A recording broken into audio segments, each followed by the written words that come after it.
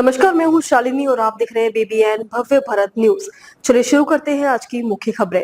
आतंकियों को वैधता देने के लिए ना हो सुरक्षा परिषद की सदस्यता का इस्तेमाल, यूएन में भारत का पाक चीन पर निशाना।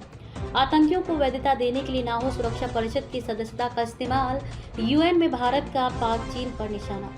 भारत ने बुधवार को संयुक्त राष्ट्र सुरक्षा परिषद यूएनएससी के प्रतिबंधों से जुड़े फैसलों में ज्यादा पारदर्शिता और निष्पक्षता की मांग की है। भारत ने कहा कि इस ताकतवर संस्था की सदस्यता का इस्तेमाल आतंकवादियों को वैध ठहराने के लिए नहीं किया जाना चाहिए।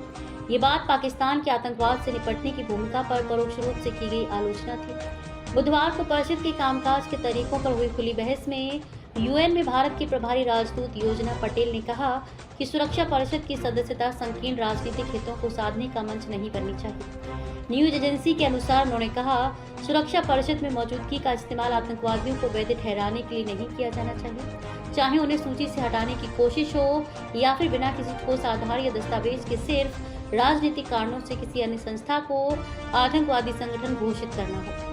भारत लंबे समय से आतंकवादियों और आतंकवादी संगठनों को नामित करने के प्रस्तावों में पारदर्शिता की कमी की आलोचना करता रहा है। हालांकि मंजूरी मिली सूचियों को सार्वजनिक किया जाता है, लेकिन भारत ने इस बात की ओर इशारा किया है कि प्रस्तावों को क्यों खारिज किया जाता है या क्यों उन पर तकनीकी रोक लगाई जाती है, इसके कारण नहीं बताए जाते।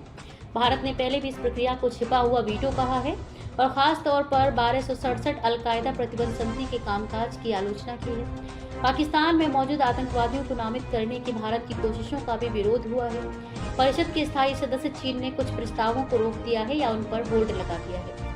भारतीय राजनयिक ने काउंसिल की सहायक संस्थाओं के अध्यक्षों और उपाध्यक्षों की नियुक्ति में हो रही देरी पर भी चिंता जताई। साल 2026 के 8 महीने बीत जाने के बाद भी कई पद खाली पड़े हैं, जिनमें 1267 अलकायदा और तालिबान प्रतिबंध समितियों की देखरेख करने वाले पद भी शामिल हैं। तो अभी तक के लिए इतना ही। मैं शालिनी आपसे विदा लेती हूँ। अगली खबर में फिर मुलाकात होगी एक और खास खबर के साथ। तब तक के लिए बने रहिए BBN भव्य भारत न्यूज के साथ। नमस्कार।